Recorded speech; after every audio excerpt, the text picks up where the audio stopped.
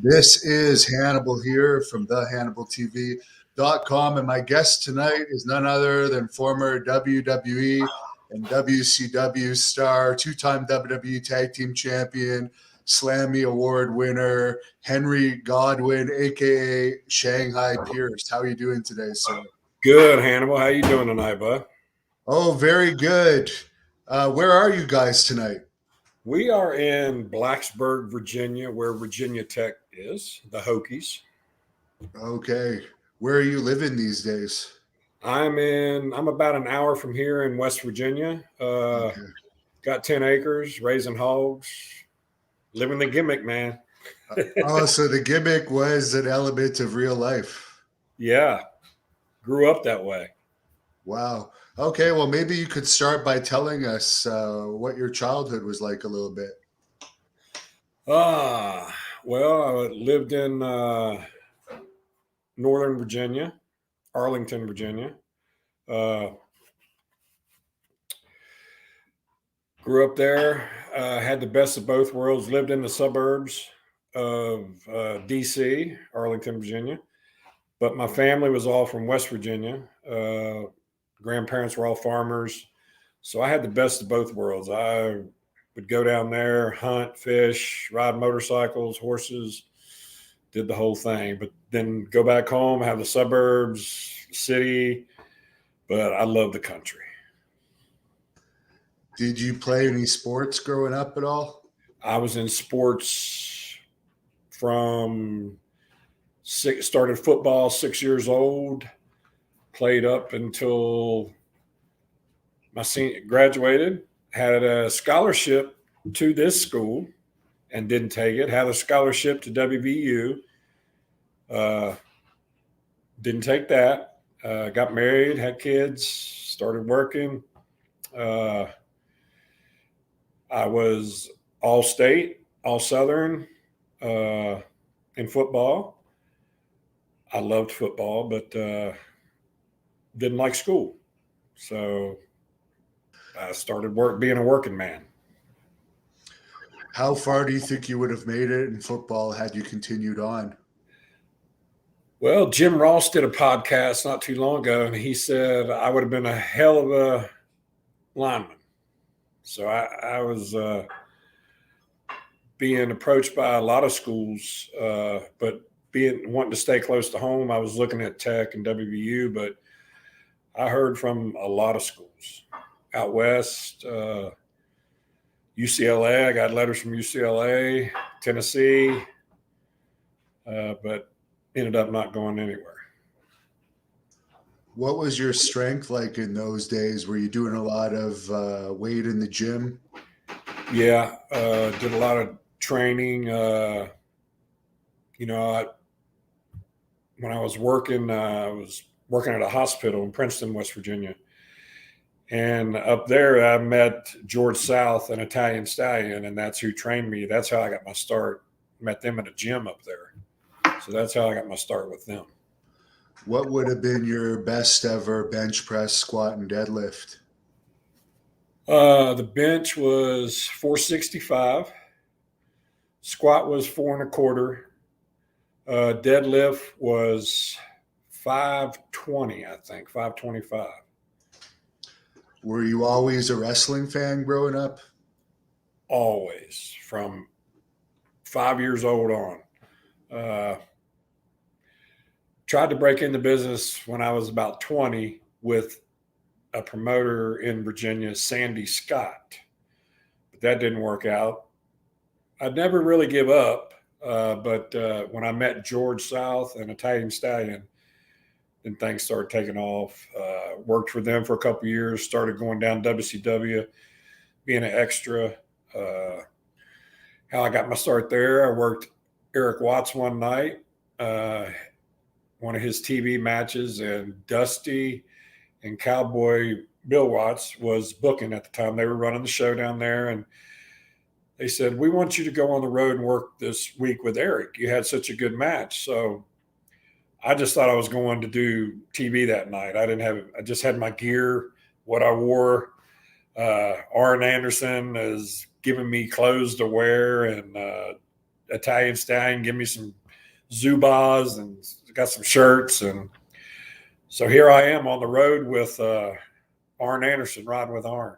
So it was a little overwhelming for an old country boy. Was the training itself to become a wrestler hard for you? It wasn't, because being athletic my whole life, I wrestled in high school, placed 10th in the state of Virginia my junior year, and then we moved to West Virginia, and the little school I went to in West Virginia, they didn't even know they had wrestling in high school. So, yeah, I loved the sports. I played baseball for 10 years growing up, pitched, won the 15-year-old championship in Arlington, Virginia. So sports was always a big part of my life. My parents didn't force me. They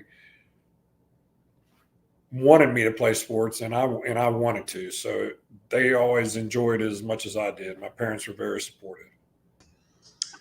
So what was it like traveling with Arn Anderson?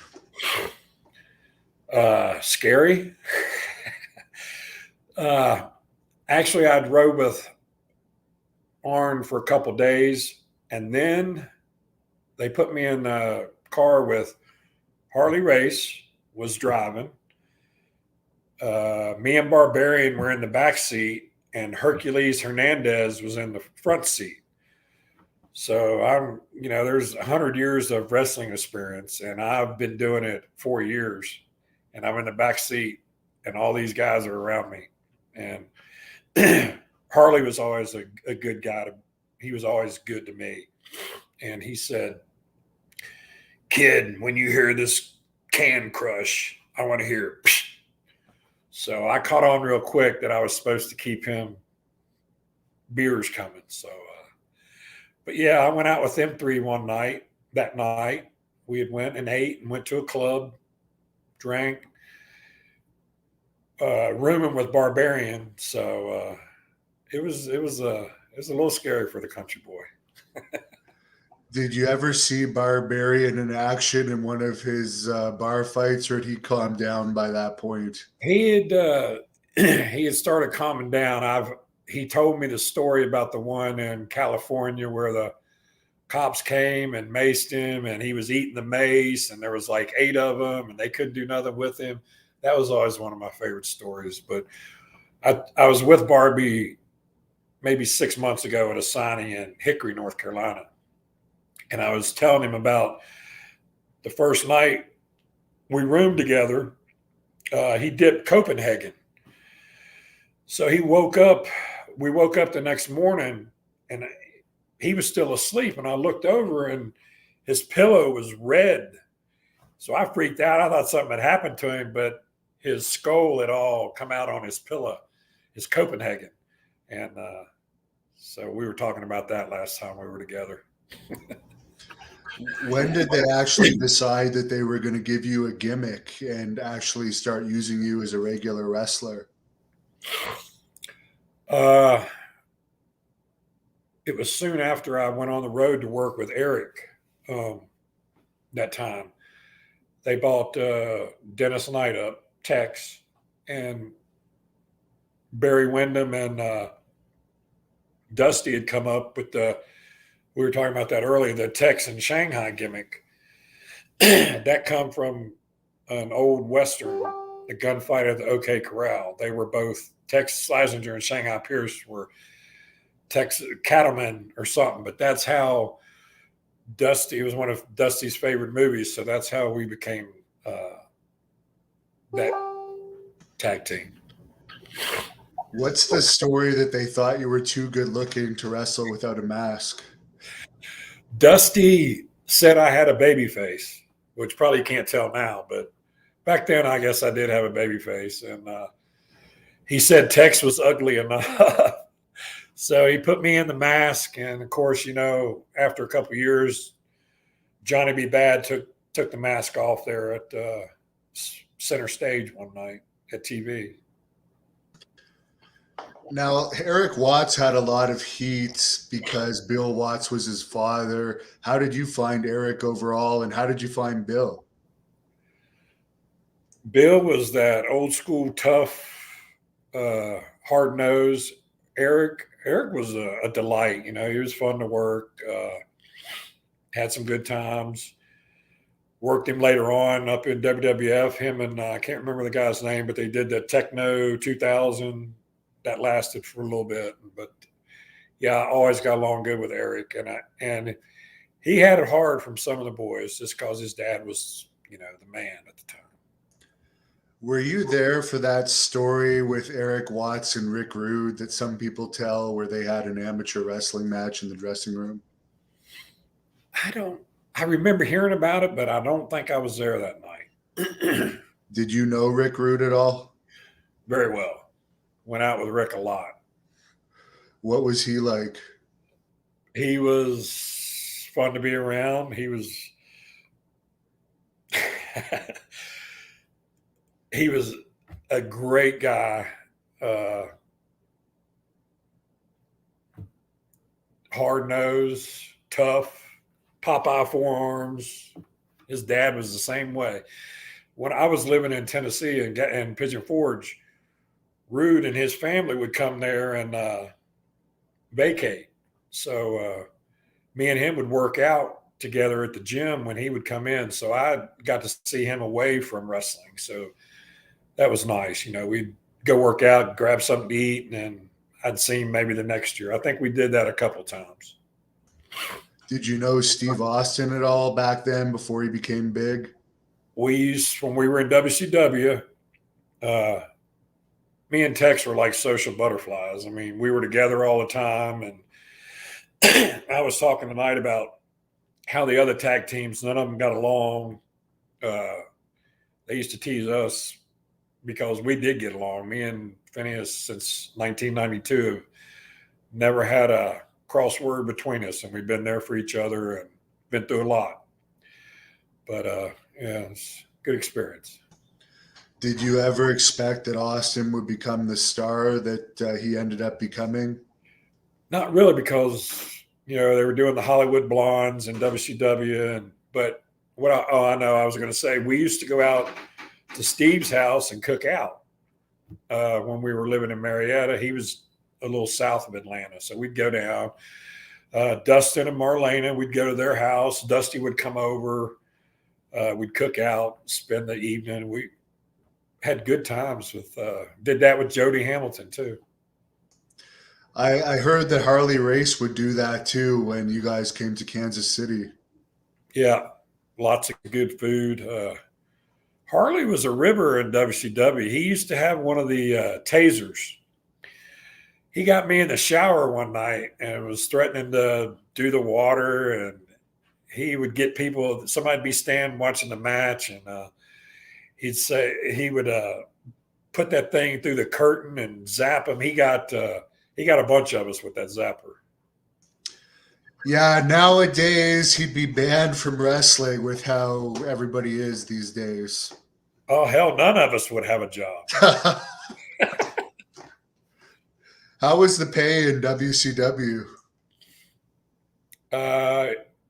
It was horrible. We worked our asses off in WCW, and even Arn was sort of glad when we got let go. He said, "You guys are too good at making other people look good." So when I went to WWF, it was a little bit more realistic. I felt better, more calm there. Felt like it was going to be a better opportunity, and it was. Did they recruit you right after you were released? Yeah.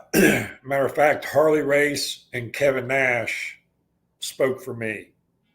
And in 4 weeks, I had a meeting with Vince and J.J. Dillon, and 3-hour meeting, and we come to a conclusion, and that's how Henry Godwin was started that day. Did they not have any interest in Phineas at that time? Yeah, but he had some stuff he had to work out, and that's why he was about a year behind me. And but it was worth the wait. glad he finally got up there. We picked up right where we left off, and things were good. We had a good run, and unfortunately, I had the broken neck. It sort of ruined that, but that's life. When they first brought you in as a singles wrestler, did they make any promises to you as far as what type of push you were going to get? Because it seemed like they gave you a pretty good push there. Yeah, no, but what we were talking about tonight earlier is, I got to work with some key people, and they spoke up for me too. And two of them was Kevin Nash and Undertaker. I worked Taker. We had a hell of a match one night on Raw, and he come back and thanked me and said we're going to do some more stuff together. And I started riding with him and Paul, and then Yoko and Rikishi, and then Godfather came, and Tex came, and Savio, and that's how the BSK started. Yeah, that's the Bone Street Crew. What does that stand for?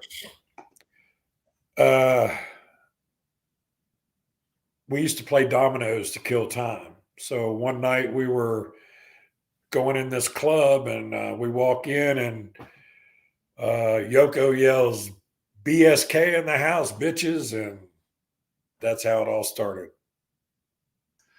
So I guess you got along with the Undertaker right away then.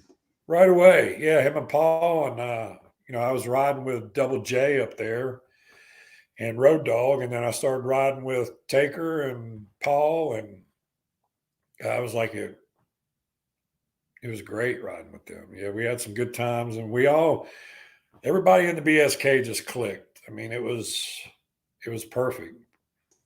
So you guys would hang out backstage, and when you would go out partying, you'd go out together pretty much.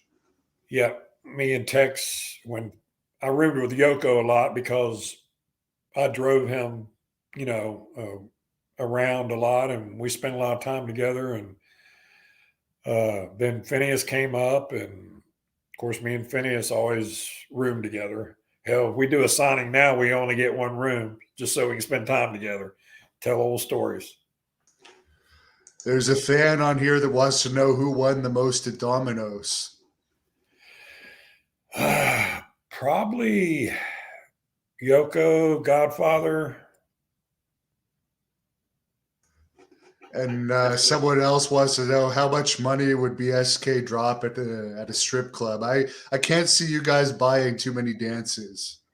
No, didn't have to buy too many dances. Bought a lot of drinks. But that was our thing. We tried to go out to clubs. But, when you go out to them big, especially like a Western club, country Western club, you get people that want to drink in that courage and want to test you. So when we're done working, we want to go chill. So we would Taker would take us to the strip clubs. We knew all of them and knew everybody, same city, same club. So we felt at home there, like we weren't threatened, and we could just relax and get our backs in the corner and just watch the show. Since I live pretty close to Quebec, I find the strip clubs there are pretty good. What did you think about Quebec strip clubs? Loved them. Montreal was probably my favorite. Yeah, there's probably multiple reasons for that, I imagine. Yeah, I got pictures at home of me and Paul Bear at the Gold Club in Montreal. Oh, wow. How were I don't know if you were married the whole time or not, maybe you just witnessed it, but how were the groupies in WWE compared to WCW? Shoo, WCW. There was some there were some hardcore groupies in WCW, and then after I got to WWF, it started fizzing out a little bit. But wow, the early '90s was crazy. Now, you had the $1 million man as your manager at first. How did you like that situation? That was fun, but we didn't see eye to eye, and he got slopped 3 times. So Vince started having to buy. I think Vince bought the last two suits. What did you think about all this controversy he's involved with these days? Have you heard about it? This whole misappropriation of funds for the needy that went to his church, and now he has to pay back $700,000 or something. I just heard that the other day. I didn't know what was going on, but I love Ted, so I hope he gets that straightened out. You also worked with Psycho Sid when you were in that group. What did you think of him? That was a hard match. I like Sid, but damn, it was a struggle. But good guy, strong. And of course, your feud with Triple H, everybody remembers. That was a walk in the park. You know, me and Hunter, we were together in WCW, and we had so much fun doing the build up to the hog pen match, and so many good matches in overseas with him. And he was a trooper because he took the slop every night. I mean, we had to wash our gear every night, and bless his heart, he made it through it, but it was sloppy.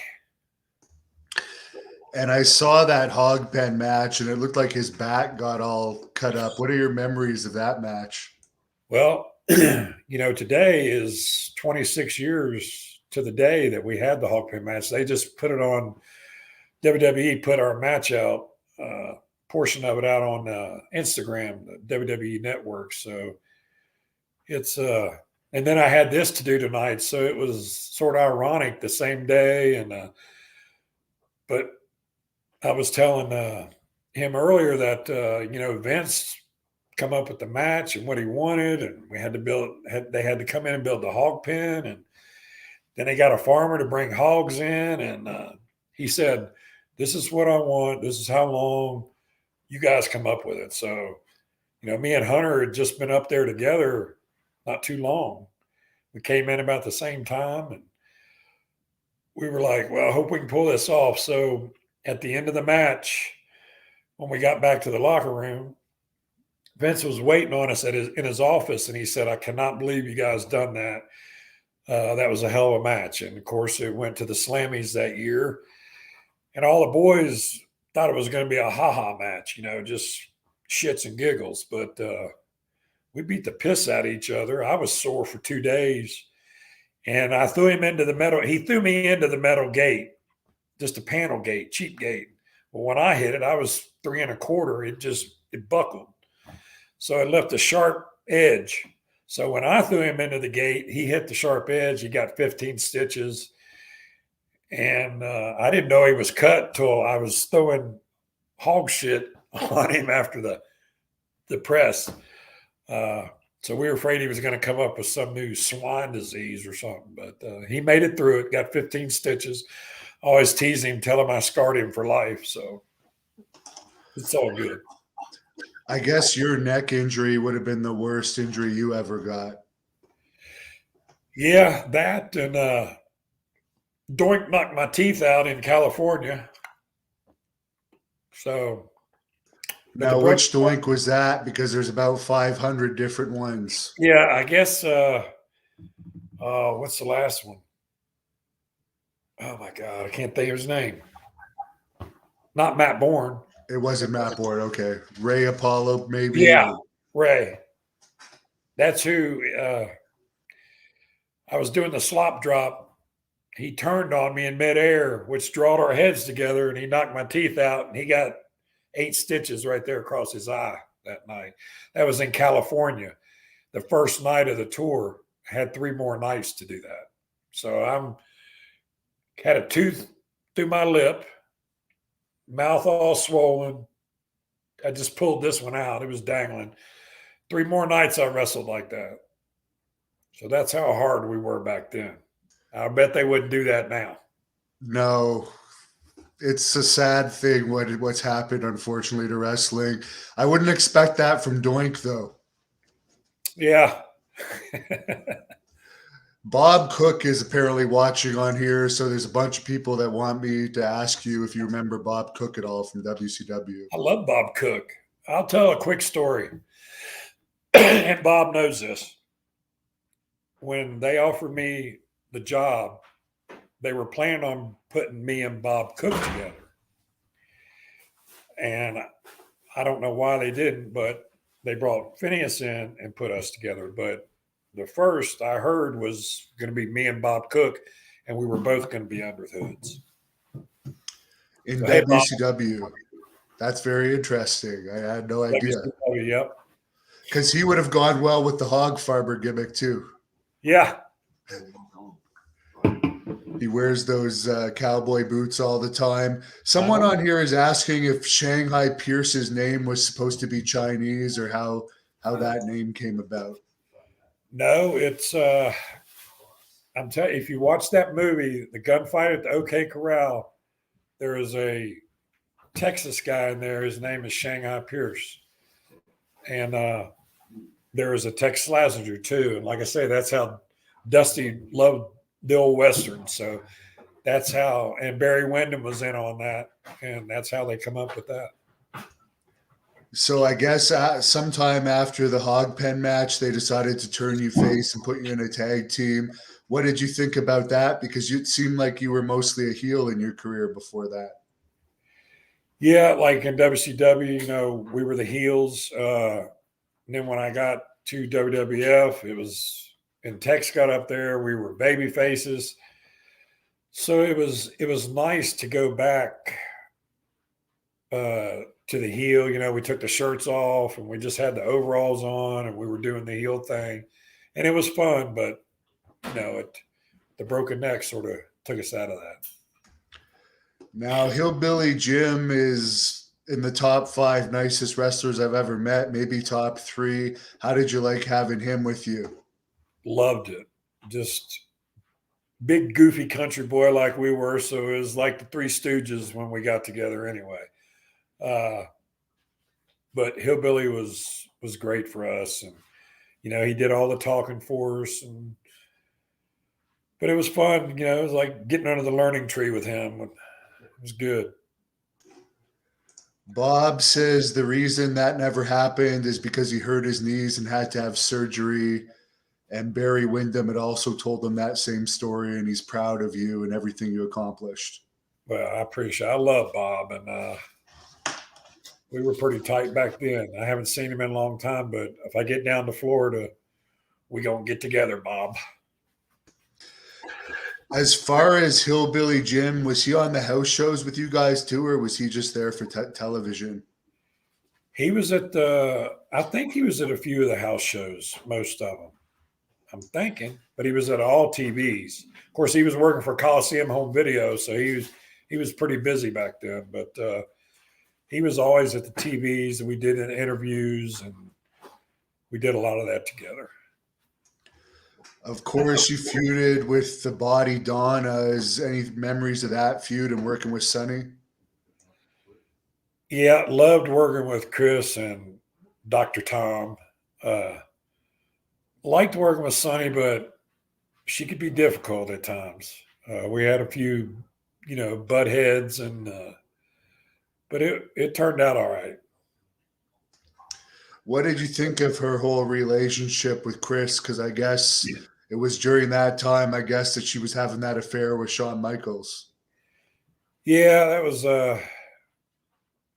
a sad situation because Chris would be looking for her and she'd be gone and Shawn would be gone. But yeah, everybody knew what was going on. So, felt sort of bad for Chris. Did you have any issues with the Clique, or were you pretty protected being with the Undertaker's BSK group? But I didn't have any troubles with anybody. There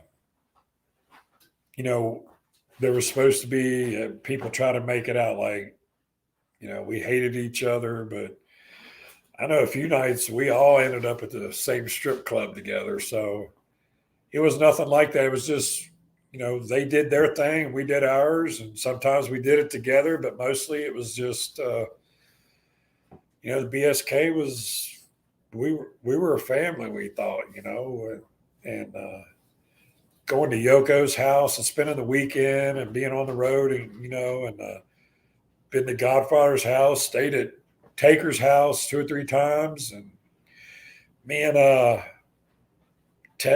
Phineas went home with Sean one weekend and spent with it at San Antonio at his house.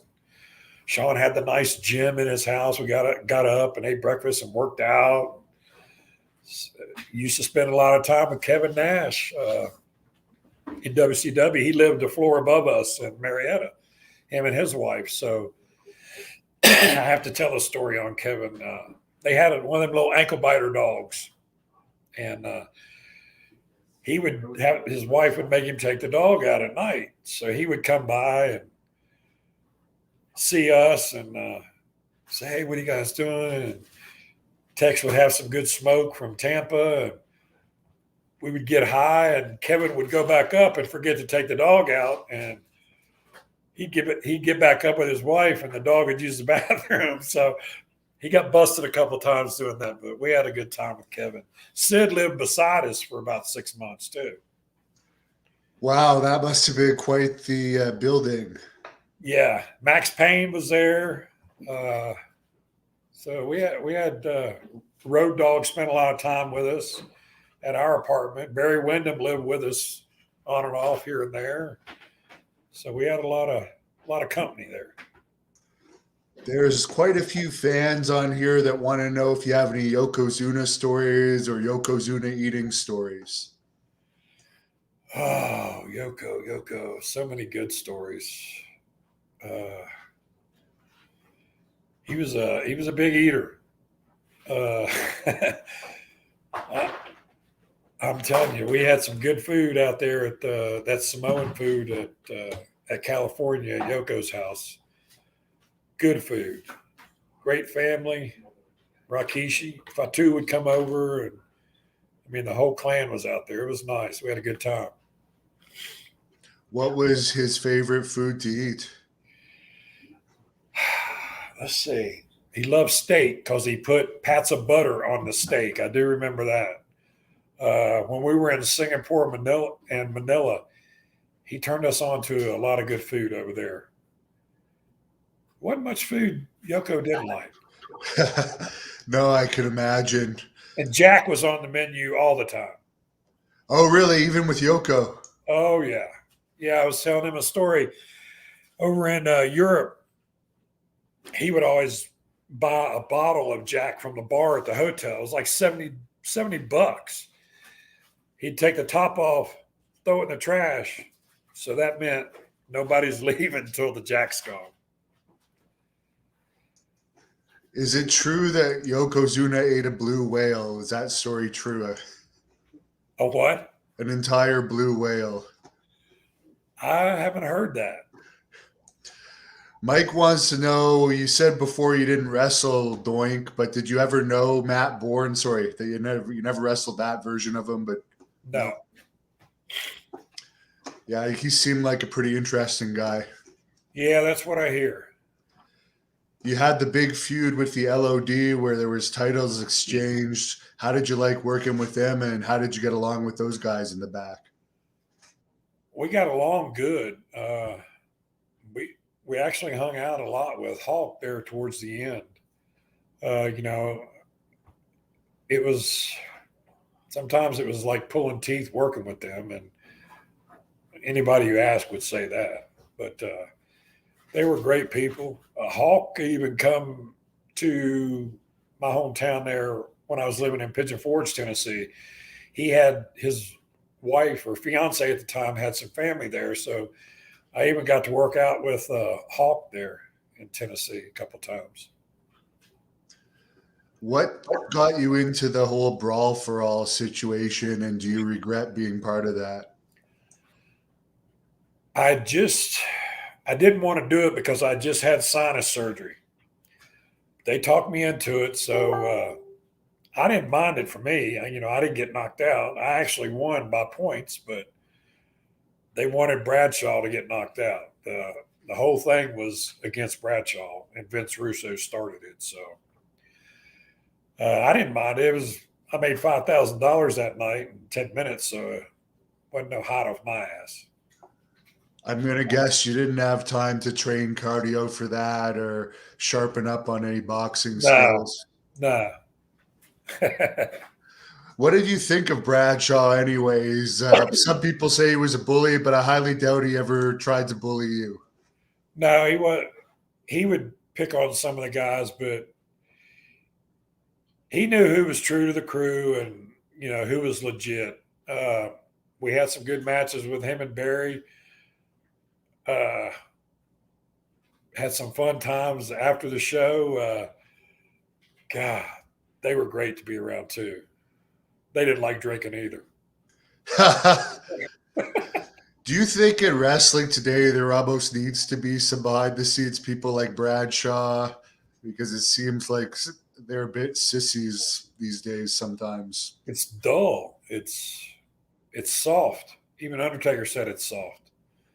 I just think it's different. I mean, it's different crews. Yeah, the that whole thing with Undertaker on Joe Rogan blew up there. As far as the Undertaker's retirement, how did you feel about being part of that ceremony? Oh, that was awesome. I was actually, when I got the call, I was in Tennessee visiting my son, and Bruce Pritchard called and said, "Hey, how you doing?" I hadn't talked to him in a while, and I said, "Doing good." He goes, "Well, we're having this thing at Survivor Series for Undertaker's farewell, and he wants the BSK there." I said, "Okay, send me the ticket. I'm on my way." What was it like? I know there was no fans there, but what was it like being backstage? It felt good to be with all the boys. We had around. It's funny. There was 2 dressing rooms upstairs. The Clique ended up in one, and me and Phineas and Rikishi, Savio, and Godfather we were all together in one dressing room. But just to be with them guys and everybody. I mean, me and Hunter got to visit for like 35 minutes prior to the show, and it was good talking to him. But after the show, or before the show, the night before is when the BSK reunion took place, and I told on podcast earlier that it'd been 21 years since we'd all been together at one time. But man, we made up for 21 years that night. The manager of the bar said we killed 4 bottles of Jack and over 100 beers between like 8 of us. So Undertaker and Godfather had to put me and Phineas to bed. So it was a rough morning the next morning. Yeah, I can imagine. Do you think this is going to be his real retirement, or the way things are going, do you think he's going to be offered something that he can't refuse again in another couple of years? I could see that happening, and I could see him probably doing it. How long have you been retired for? Well, I left there in 2007, but I did some stuff. I just did some stuff with IWC in Elizabeth, Pennsylvania.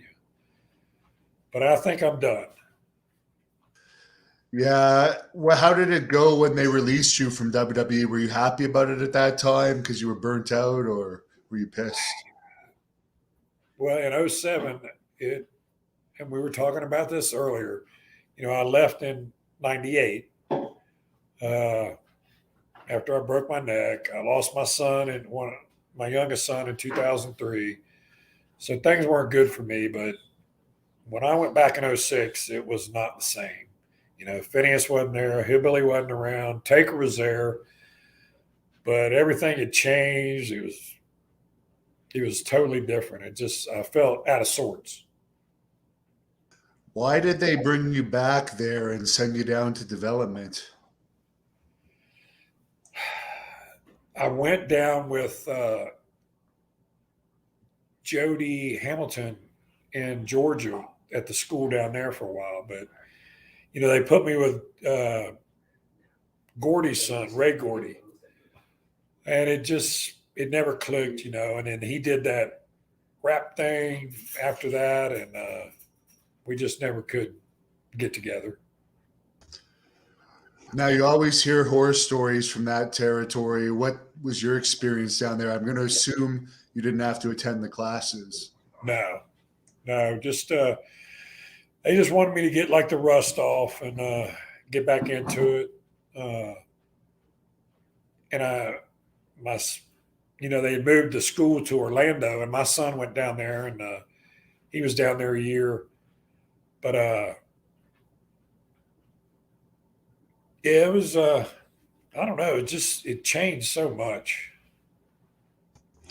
There's a few people on here that want to know your opinion of Johnny Ace. The real opinion? Yes. He's all right. He's Vince's right-hand man, and I don't know. I don't know how to take Johnny sometimes, but it is what it is. Do you think the politics are worse now than when it was when you were there, or was it harder backstage when you were there? Things were easy back in the day. I think it's a little bit more political now. It was easy back when we were doing things. There wasn't writers writing everything out for you guys either back then. No, we weren't babysitted. We actually had to think on our own, which I think helped a lot of us. But that's back to the BSK. You know, we would get together and talk over stuff, and the clique did. You know, they helped each other out, and BSK, we helped each other out. So it was nice having that support with top guys. Mike wants to know if you have any Dennis Knight Road stories. About a book that thick. Oh my God.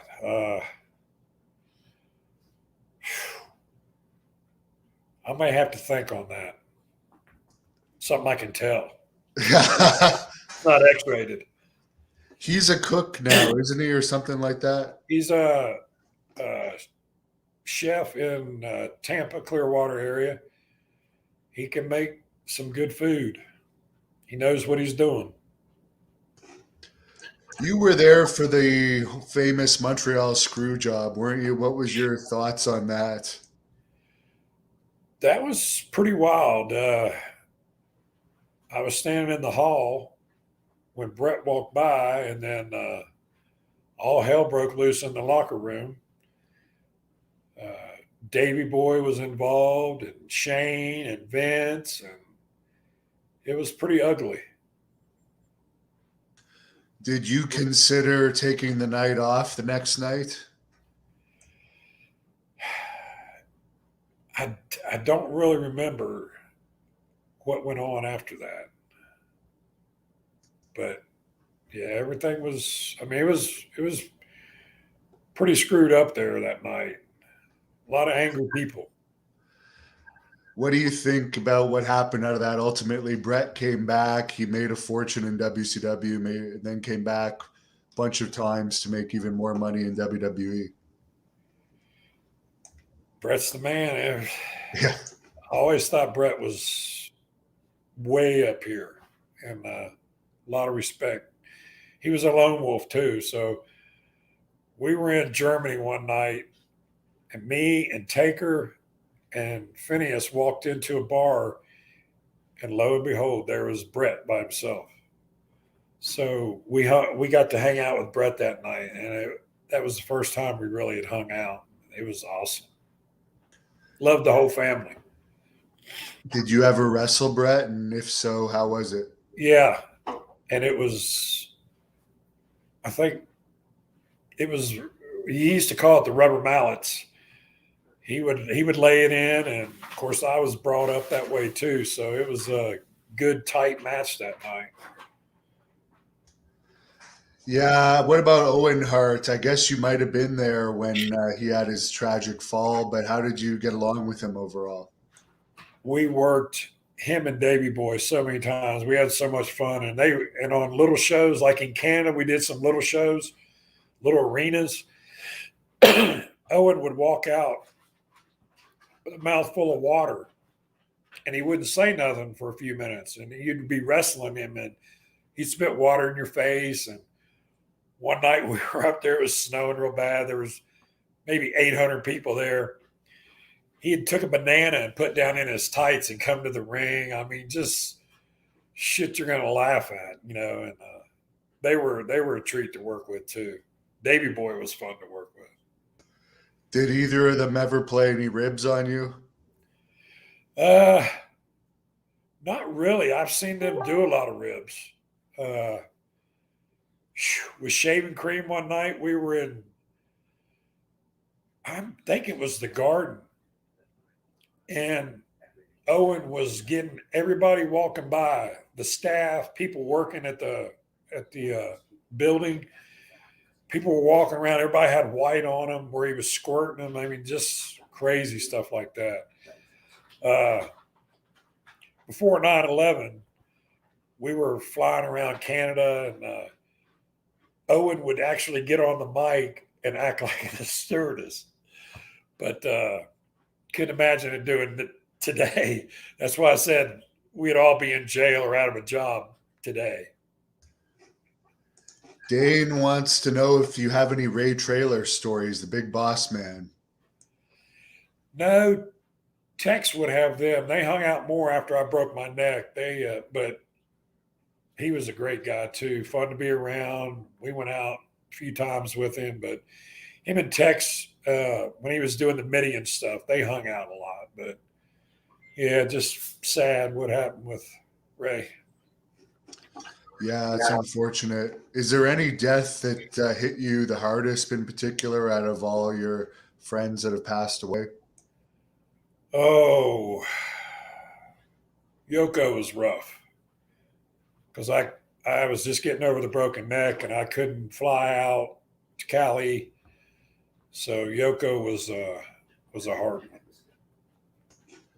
Ghoulies wants to know what was Sonny's reaction after being slopped and what was in the slop.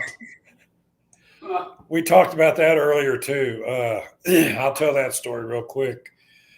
When we got to the building that day, Vince come up and said, "Hey, we want to slop Sonny tonight." So I said, "Okay." We were all excited. That's going to be fun. So at TV, we got all this food catered to us. So that's where I would make my slop. Lettuce, ranch, bread, maybe some pasta. Fix it up nice.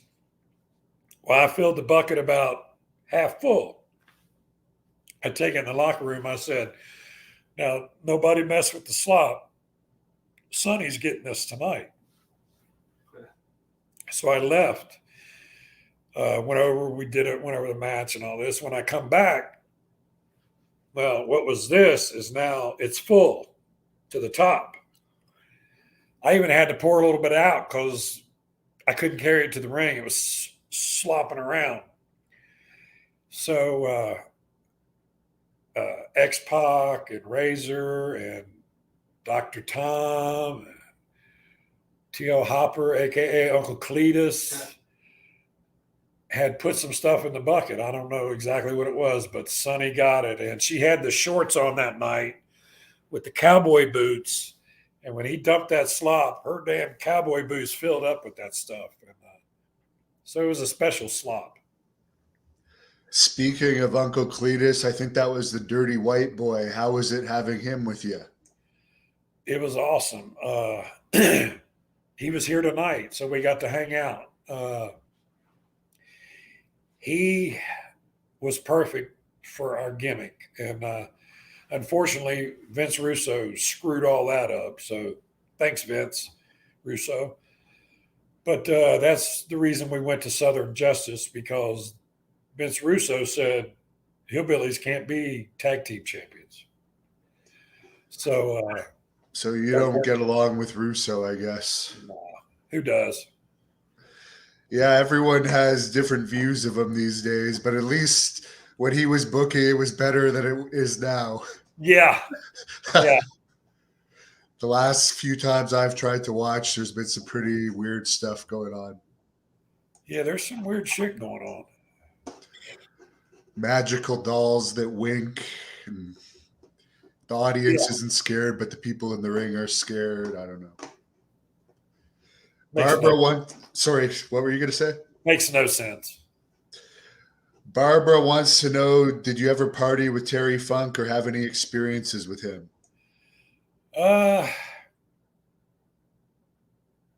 Not really. I don't think I was ever involved in any of his matches that I can remember. Everything runs together anymore, but awesome guy to be around. We went out, we drank with him and ate with him, but that's about it. Funk was hardcore, legit. Tim Keel would like to know your thoughts on the new Age Outlaws. Good. We were supposed to win the belts for a third time against Road Dogg and Billy Gunn, and of course I had the broken neck, and that would have been they were gonna drop the belts to us that night in September, but the office wanted me to go get my neck checked, and of course I had to have spinal fusion, so that sort of threw a wrench in everything. The Bandit wants to know if you have any Ultimate Warrior stories because you were part of WWE when he was there. Yes. When he came in, it was funny. He was real quiet and sort of backward. He would go find a little hole in the wall to dress, and he was usually by himself. He wanted to be by himself. So me and Phineas started finding where he was dressing, and Taker would ag us on. He said, "Go find where he's dressing." So me and Phineas would pile in with Ultimate Warrior. And he never really said that, and we got along okay, but I guess he thought we were weird for following him around. That's funny. What did you think about when he, I guess, just started no-showing and then it all fell apart there when they had such high hopes for him? Yeah, it would have been good. I don't know what happened there, but yeah, it's a shame it went down like that. Chris wants to know if you have any stories about the Macho Man. The only thing I have with him is we were in WCW, and we were with Wyndham and somebody else, but we were all at a place called the Landing Strip in Michigan, strip club. Yeah. And we all met up there. That's the first time I'd ever met Macho Man. Tex knew him before somehow, but yeah, Yoko was there that night with Macho. I think Taker was there, but we were still in WCW. But yeah, that's my only Macho story. Okay. There's a few people that have asked, is it true X-Pac took a crap in the slop once? I think he did. I think it was the Sunny Slop.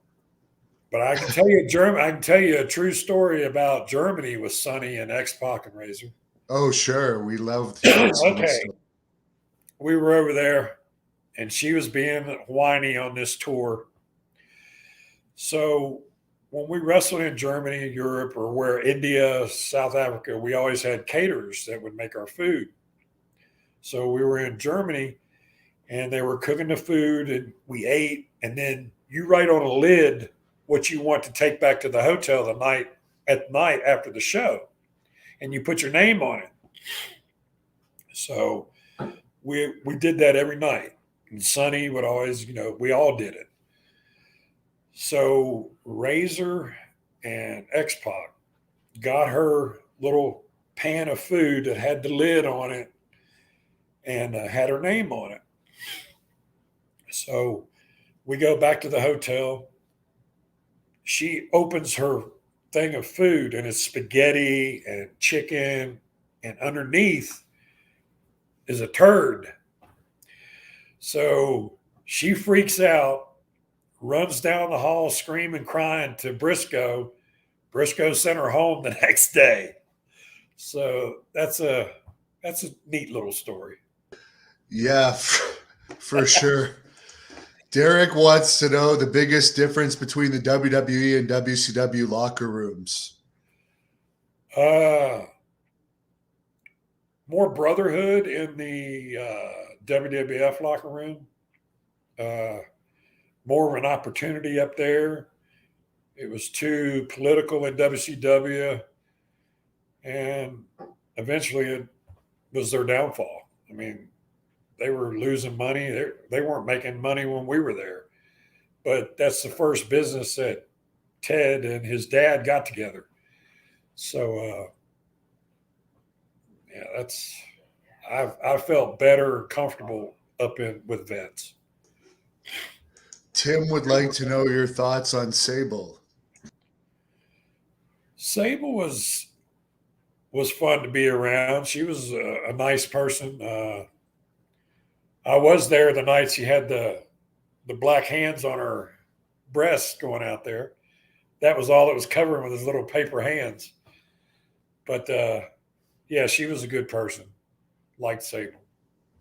Screaming Baboon wants to know if you were there the night that D'Lo Brown and Ahmed Johnson had a backstage altercation, and what are your thoughts on Ahmed Johnson?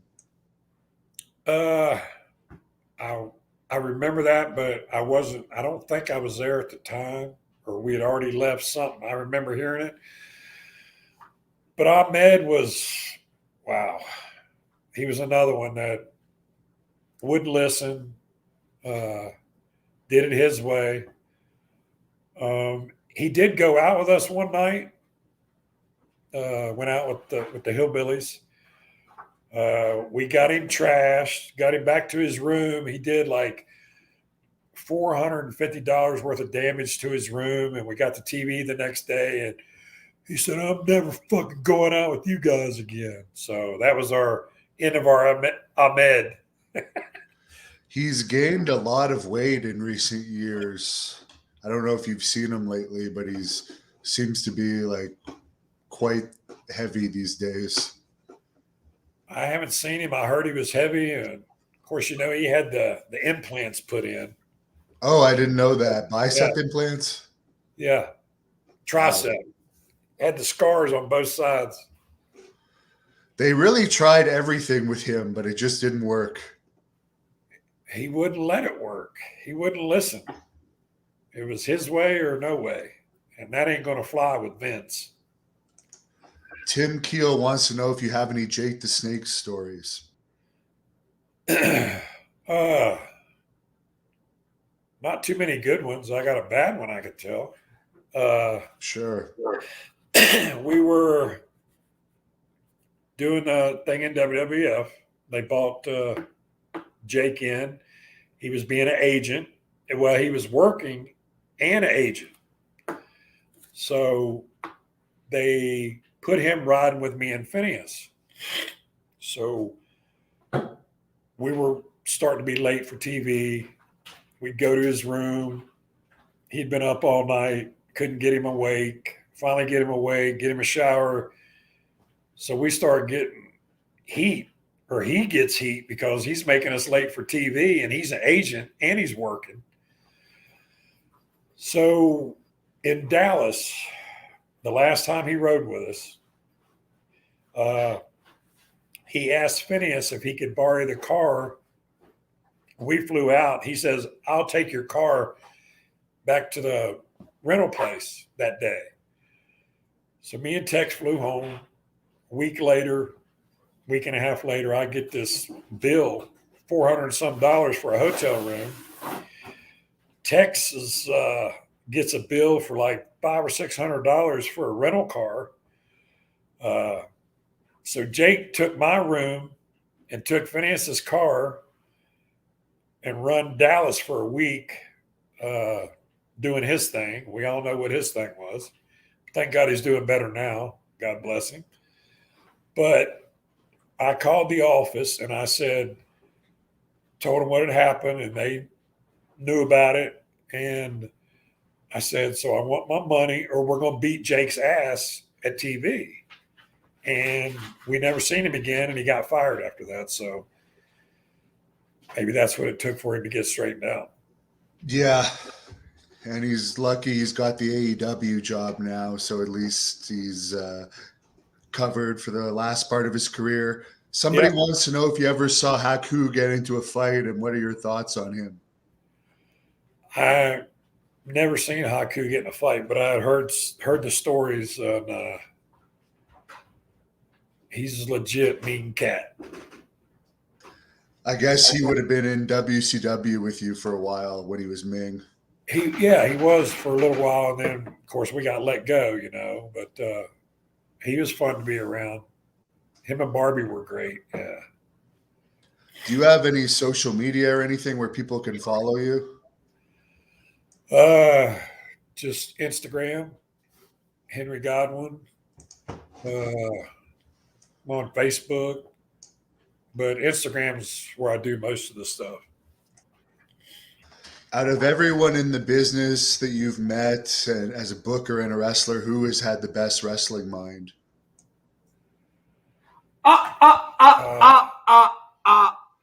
Hannibal. I thought you had left. That is where it ends. I know who doesn't have the best wrestling mind, and that is the man I'm looking at right now, Devin. I'm the best villain in wrestling right now.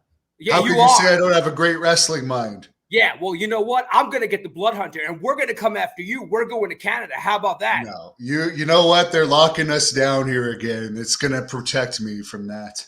Yeah, and you know what? It's going to protect you from me. Adios. What? What the hell?